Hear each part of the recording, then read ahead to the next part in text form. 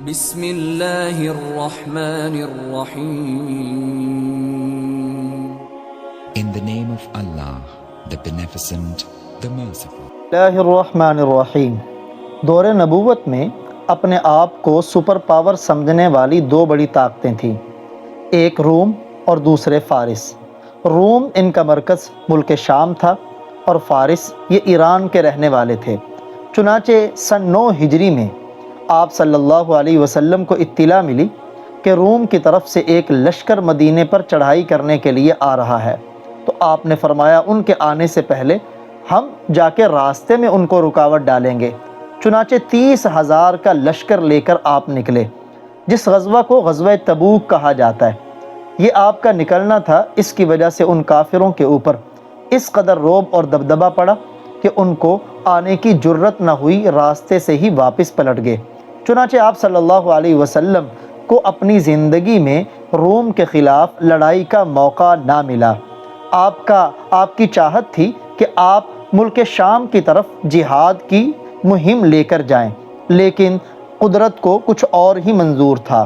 چنانچہ صلح حدیبیہ کے بعد آپ صلی اللہ علیہ وسلم نے جہاں کئی بادشاہوں کے نام اسلام کی دعوت کے خطوط روانہ کیے، تو ان میں ایک ہرقل بادشاہ کی طرف بھی خط بھیجا. یہ روم کا بادشاہ تھا. خط کی تحریر انتہائی مختصر تھی لیکن بڑی پر اثر تھی. آپ بھی سن کر اپنے ایمان کو تازہ کریں. بسم اللہ الرحمن الرحیم. اللہ کے نام سے شروع جو بڑا مہربان نہایت رحم کرنے والا ہے. من محمد بن عبداللہ. یہ خط محمد بن عبداللہ کی طرف سے ہے، یا صحیح بخاری میں محمد الرسول اللہ کے الفاظ ہیں. یہ خط محمد الرسول اللہ کی طرف سے ہے الی ہرقل کی طرف، عظیم الروم جو روم کا بڑا ہے. سلام علی من اتبع الہدی. اس پر سلامتی ہو جو ہدایت کا تابعدار ہے.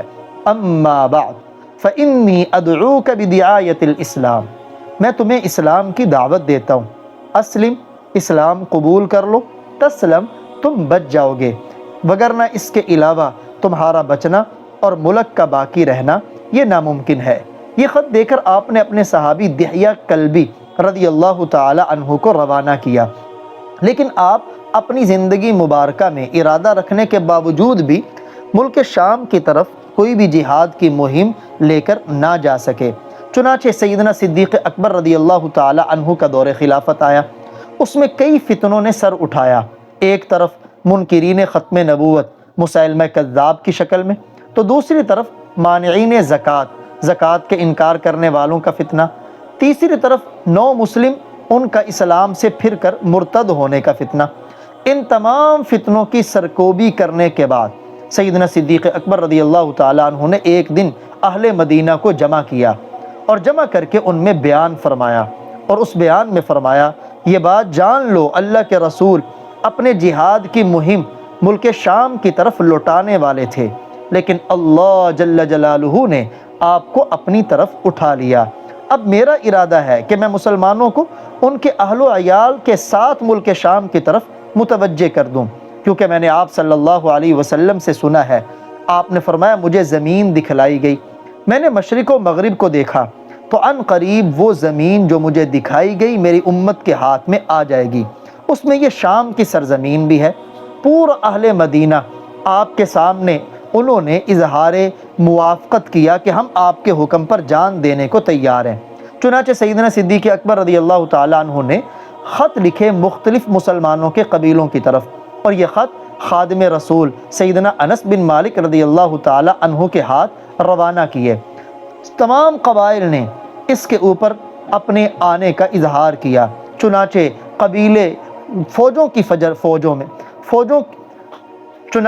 قبائل کی طرف سے فوجوں کی فوجیں قبائل مدینہ کی طرف آنے لگے. انہی قبائل میں جب حمیر کے لوگ اپنے بال بچوں سمیت مدینہ آئے تو سیدنا صدیق اکبر رضی اللہ تعالیٰ عنہ مسکرائے. حضرت علی رضی اللہ تعالیٰ عنہ سے فرمایا کہ آپ نے سنا ہے کہ حضور صلی اللہ علیہ وسلم نے فرمایا جب حمیر قبیلہ کے لوگ بیوی بچوں کے ساتھ آئیں گے تو یہ خوشخبری ہے اللہ تعالیٰ کی نصرت اور مدد کی. سیدنا علی رضی اللہ تعالیٰ عنہ نے فرمایا ہاں یہ سچ ہے، حضور نے ایسا ہی فرمایا. چنانچہ مدینہ پورا باہر سے آنے والے لوگوں کے ساتھ بھر چکا تھا۔ آپ مدینہ سے باہر آئے اور ان تمام لوگوں کو باہر لے کے آئے۔ ایک ٹیلے پہ چڑھے، جب آپ کی نظر ان پہ پڑی تو پہاڑ اور میدان و صحرا بھی یہ گواہی دے رہے تھے، اولئک حزب اللہ، یہ اللہ کا لشکر ہے، یہ اللہ کی جماعت ہے۔ صدیق اکبر رضی اللہ تعالی عنہ نے اس وقت اللہ سے دعا مانگی، الہی ان لوگوں پر صبر نازل فرما، ان کی ہر وقت مدد فرما اور ان کو دشمن کے حوالے نہ فرما۔ اور 2000 کا یہ لشکر تیار کیا گیا، جس میں 1000 کی کمان سیدنا یزید بن ابو سفیان کو دی، جنگی جنڈا ان کو باندھا گیا۔ یہ سیدنا ابو سفیان کے بیٹے ہیں، صحابی رسول ہیں اور سیدنا امیر معاویہ رضی اللہ تعالی عنہ کے بھائی ہیں۔ دوسرا قبیلہ بنو عامر کا ایک شخص ربیعہ بن عامر، نڈر کمانڈر، ان کو 1000 شاہ سواروں کی کمانڈ دی گئی اور ربیعہ کو یزید بن ابو سفیان رضی اللہ تعالی عنہ کے ماتحت کیا۔ چنانچہ یہ لشکر جب مدینہ سے روانہ ہونے لگا تو سیدنا صدیق اکبر ساتھ ساتھ پیدل چل دیے۔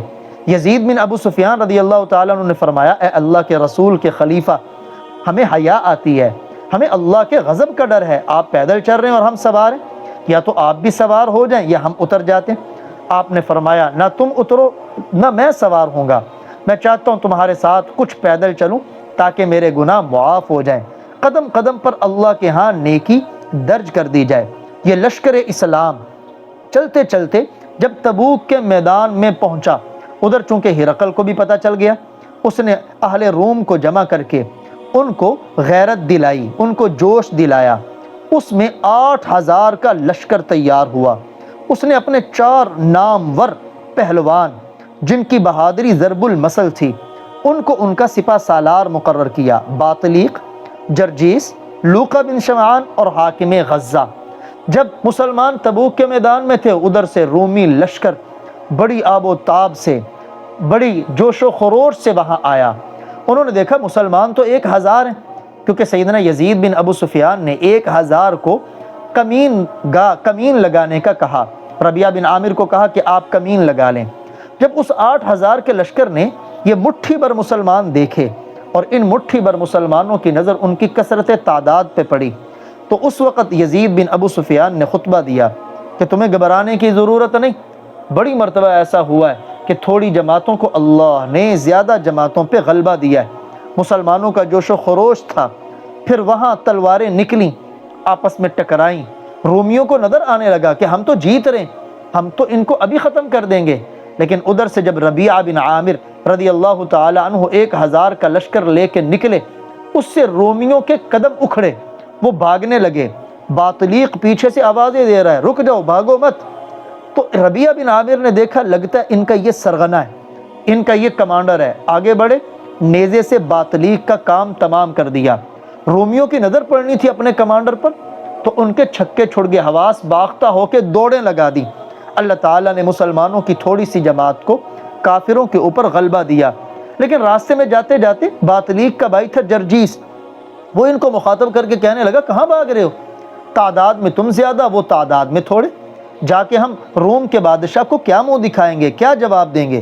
رک جاؤ۔ اس نے جوش دلایا، وہ سارے پھر رک گئے، آپس میں مشورہ کر کے کہنے لگے، مسلمانوں کے پاس ایک ایلچی بھیجا جائے جو عربی ہو، نصرانی ہو، جا کے پتہ تو کر کے آئے انہیں ہم سے کیا تکلیف ہے، یہ کیوں آئے ہیں ہمارے پاس۔ جب وہ آدمی پہنچا تو ربیعہ بن عامر کہنے لگے کہ مجھے سفیر بنا کے بھیجیں۔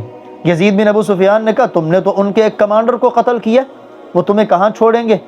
لیکن مسلمان کا بھروسہ اللہ کی ذات پر، کہا نہیں، مجھے ہی بھیجیں، اگر جو میرے مقدر میں لکھا ہوا، اللہ کو جو منظور ہوا وہی ہوگا۔ چنانچہ وہ ربیعہ بن عامر گئے۔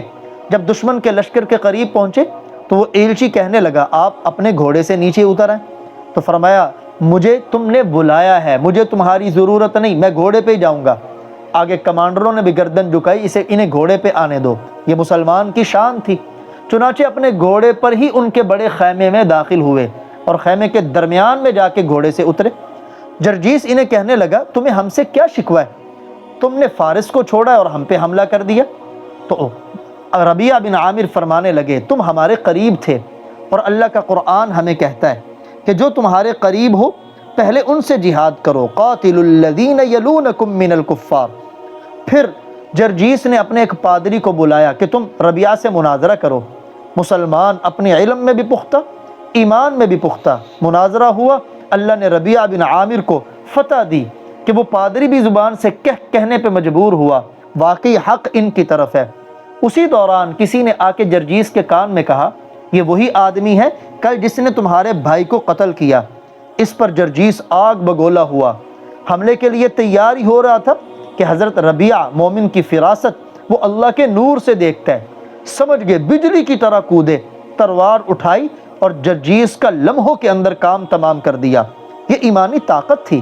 دشمن کا لشکر، دشمن کا خیمہ، خود اکیلے ہیں لیکن اللہ کی ذات پہ بھروسہ کتنا، ان کے لشکر کے درمیان میں ان کے کمانڈر کو قتل کر دیا۔ اب وہ رومی نے قتل کرنے کے درپے ہوئے، ہلچل مچی تو پیچھے سے مسلمانوں نے حملہ کیا، اور یہ ایسا حملہ تھا کہ ان 8000 عیسائیوں میں سے ایک بھی نہ بچا، اور یہ مسلمانوں کی پہلی لڑائی تھی رومیوں کے خلاف جس میں اللہ نے مسلمانوں کو فتح دی۔ بہت سا مال غنیمت آیا، انہوں نے طے کیا سارا مال غنیمت مدینہ میں پہنچایا جائے تاکہ مسلمانوں کے جذبات بڑھیں۔ چنانچہ جب یہ مال غنیمت مدینہ میں آیا تو مدینہ کی گلیوں میں تکبیر کے نعرے بلند ہوئے، اور صدیق اکبر رضی اللہ تعالیٰ عنہ نے سجدہ شکر ادا کیا اور اس سے نیک فال لیا کہ اب تو روم فتح ہو چکا۔